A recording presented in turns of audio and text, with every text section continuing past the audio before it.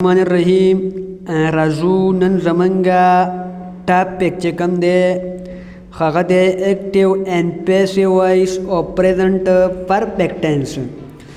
تاسو ته ما ویلیو چې د هر ټینس چې کوم دی د انډیپینډنټ د کنټینیوس او د پرفیکټ پورې دغه جوړیږي پیسیو.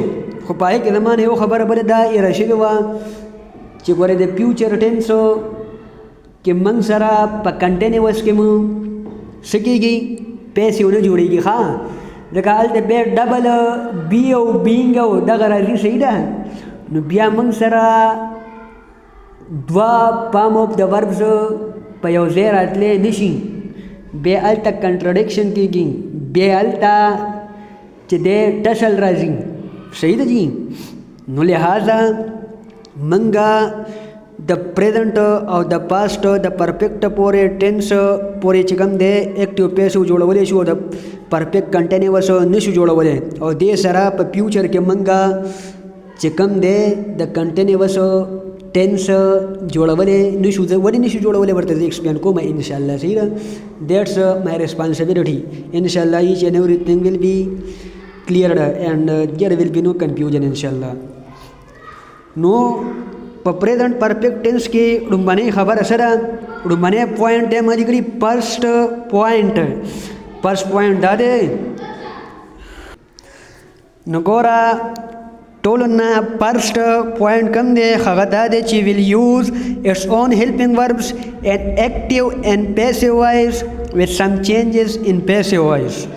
مطلب دا دی چې د پریزنټ پرفیکټ ټینس په ایکټیو کې خپل هیلپینګ وربز وي او په پیسیو کې خپل هیلپینګ وربز وي. هغه هیلپینګ وربز موږ سره کم دي. یو دی هیز، یو دی هیو. هیز موږ د سینګولر سره استعمالو، خو رقم سینګولر سره تھرډ پرسن سینګولر پروناون سره لکه هی شي اټ دې سره منګه هیز استعمالو او هیو د پلورل سره استعمالیږي.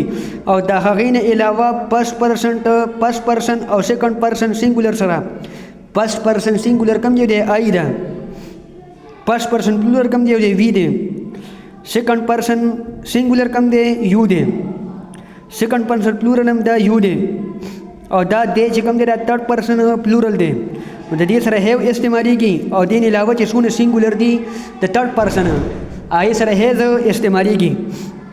صحیح ده جی. د دې بیا سټرکچر یا قشان دی چې سبجیکټ په سٹارټ آف د سنټینس ته راځي، هغې نه بعد به هیلپینګ ورب لګي. ځکه دا هیلپینګ ورب موږ ته دا شو کوي چې دا کم ټینس دی، دا کم ټینس ایکټیو او پیسیو دي. صحیح ده.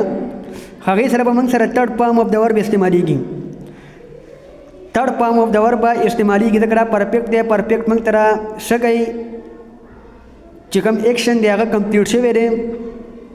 صحیح ده. څه وخت مخکې شوی دی موږ سره تھرډ فارم آف د ورب راځي. او هغې سره ابجیکټ دا د څه شي دی، دا د څه شي سټرکچر دی د ایکټیو وایس. ما ورته ای وایس لیکلی. ای وایس مطلب ایکټیو وایس. پیسو کې به څنګه وي هغه خبره ده چې ابجیکټ به د سبجیکټ ځای له راشي او سبجیکټ به د ابجیکټ ځای له راشي. دلته ابجیکټ سټارټ ته راغلی دی او سبجیکټ د ابجیکټ ځای له راغلی دی. هغې نه علاوه به هیز او هیو هغه شانتې په خپل ځای راشي. خو چونکې دا پرفیکټ دی او پریزنټ هم دی، نو هیز او هیو خو موږ ته پته ولګېدله. خو دې سره به بین استعمالیږي. بین بی ډبل ای این بین. ګوره موږ ویلو چې بی ای استعمالیږي، بی ای په هم استعمالیږي که نه په پیسو کې. خو چونکې دا کمپلیټ دی، دا کمپلیټ ایکشن شو کوي، دا کمپلیټ ایونټ شو کوي، فینشډ ورک شو کوي. نو لہذا موږ به د بی په ځای بین لیکو. صحیح ده. موږ به د بی په ځای بین لیکو پلس تھرڈ فارم آف د ورب. تھرڈ وی مطلب تھرڈ فارم آف د ورب پلس بائی. صحیح ده. او پلس سبجیکټ. سبجیکټ مطلب دا دی دا ما وختي ویل چې دا سبجیکټ به سبجیکټ ځای له راشي او ابجیکټ به سبجیکټ ځای له راشي. دغه شانتې به موږ سره د پیسو څه جوړ شي سټرکچر. ها موږ سره د دې اگزامپل څه دی؟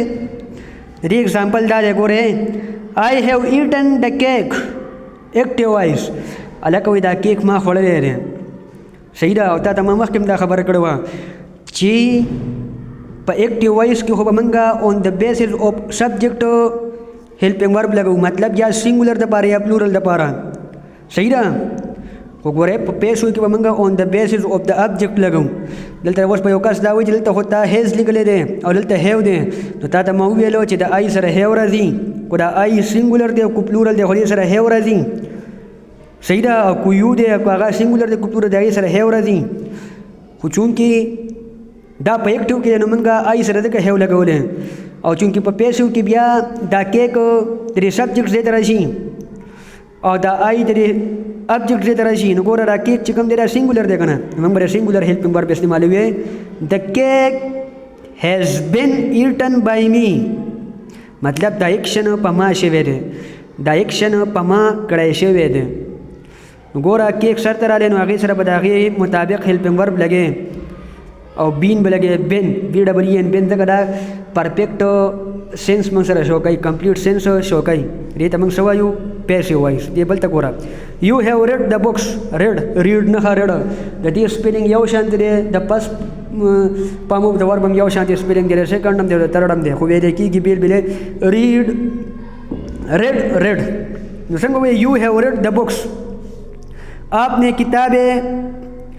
کتابیں पढ़ चुके हैं دا ګوره ایکټیو شو دې په پیسو څنګه شي بک به سرته راشي نو ګوره د بکس هیو بین ریډ بای یو نو یو کې چینج نه راځي ښه یو موږ سره چینج کېږي نو یو په یو راځي دا آی وی او دی او هی شي ایټ وغیره دا چینج کېږي چې کله په سبجیکټ کې نو یو شانتي به کولای چې د ابجیکټ زیات راشي بل شانتي به خو دا یو نه چینج کېږي ښه یو به په یو راشي او دا چونکې پلورل دی نو دلته ورسره موږ هیو ولګو صحیح ده نو دا موږ سره د دې پیسې وشو ګوره هغه بل ته ګوره هی هیز ریډن ا ناول الکه وی هغه یو ناول لیکلی دی دا ایکټیو شو ګوره ا ناول هیز بین ریټن بای هیم الکه یو ناول په هغه لیکلی شوی دی مطلب هغه باندې دا کار کړی شوی دی هغه ایکشن په هغه پوره کړی شوی دی ایکشن هغه کړی دی هغه پوره کړی دی صحیح ده نو دا پیسې وشو ګوره ناول چونکې سینګولر دی نو هیز او بین تا ته مو ویلو چې دا کمپلیټ سینس شو کوي پرفیکټ ټینس موږ سره انډیکیټ کوي شو کوي ریپرزینټ کوي او دلته به ریټن الریډي تھرډ فارم اف د ورب په خپل ودا کرشان تی راشي په پیسو کې تھرډ فارم اف د ورب